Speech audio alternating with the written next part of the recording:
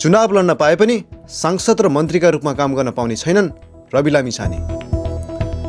राष्ट्रिय स्वतन्त्र पार्टी रासोपाका सभापति रवि लामिछानेले कुल 3,74,84,00,000 रुपैयाँ रकम बुझाएर धरोटीमा थुनामुक्त भएका छन्।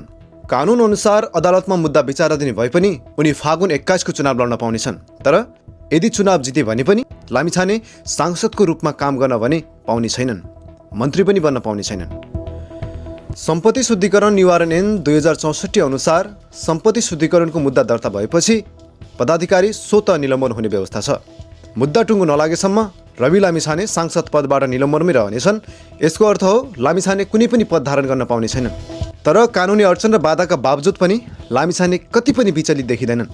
लामिछाने भन्छन्, न्यायको यो लडाई मेरो बाँकी नै छ, मैले अझ धेरै लड्नु छ र मैले अहिले लड्नुपर्छ, लड्न बाँकी छ भनेको मेरो लागि भनेको होइन, तपाईँका लागि, देशको न्यायको लागि लड्नुपर्छ।